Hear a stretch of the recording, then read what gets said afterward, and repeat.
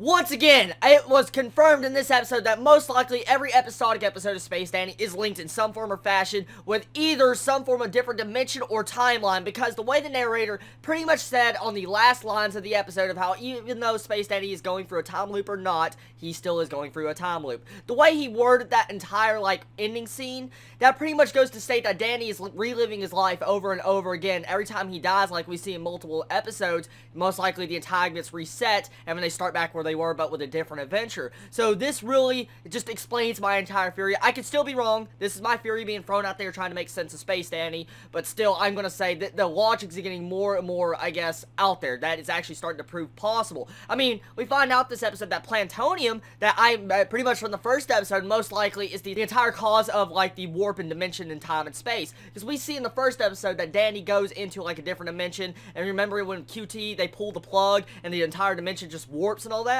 Well, what if Danny's stuck in that entire time loop with the plantonium, and that pretty much he's warping back and forth to different dimensions? I mean, think about that. It could lead into that, but I don't know. But let's get actually into the review of this episode. This episode was a very heart-touching episode, and this is how you should do an endless 8 episode of Haruhi the Dandy way. This was a good episode. Even though it was constant repeating, it was very entertaining. I enjoyed it. I got a lot of lulls out of it, and there was some really good character development. I think what made this episode so good, because we get to see Meow's actual character personality developed a lot more. We get to see more in depth with his character. We get to see his family and get to see how his father is. Just all around, this episode was good to get more knowledge on Meow and find out his real name. His name is Mew. So, really weird name. I want to say it's a very simple name. I guess I'm going to have to start calling him Mew. But anyways, I felt like this episode had the right atmosphere, the right BGM. A lot of theories brought up in my head after this episode. I mean, there's so many now I got in my head just because of this episode. Space Dandy looks like it's most likely going to form into a major plot soon, because now we get to see right at the beginning the narrator. The narrator played a big role in this episode. I think the main reason why the narrator played a role was probably for entertainment value. Yes, because Space Dandy's meant for entertainment value and comedy gags.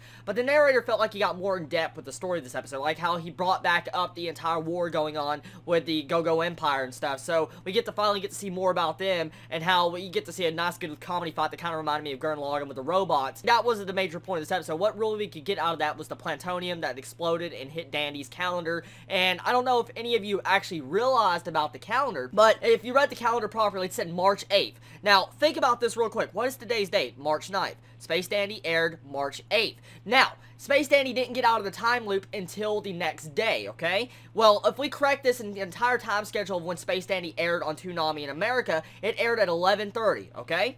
Now, if we calculate this, we pretty much can figure out that Space Dandy got out of the time loop in the episode the same time the episode ended for us Americans that watched the English dub. So that's pretty freaking hilarious. I don't know if a lot of people actually really realize that, but that is freaking funny as hell. There's a lot of different 8 references, like 88 times, 108 days, or they've been repeating the time, and a lot of 8s popped up since it's March 8th.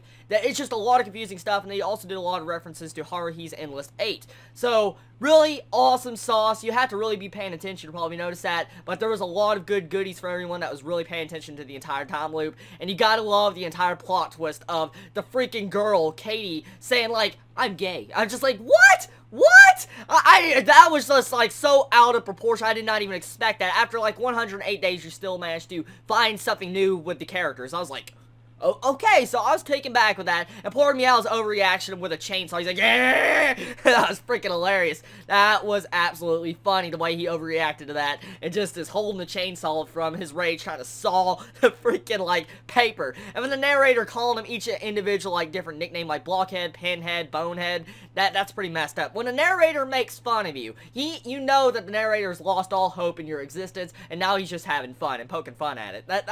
I really like this episode. This episode had a lot of comedy moments. I can't get into everything, but the art style, once again, felt very different from the other episodes. Meow's face felt very different. I don't know how to explain it, but his face animation felt, weirder compared to the previous episodes I've seen him in. Maybe it's because Space Dandy constantly changed its animation up with wacky artistic styles, but I don't know. But all in all, I liked the episode. I really did enjoy this episode's comedy, and there was a lot of goodies. Tell me your thoughts on this episode. Did you notice the actual calendar date? Did you notice the time when Space Dandy ended? Let me know your thoughts on this. You all have a wonderful day or night wherever you live. Everybody, love you so much. Chibi out.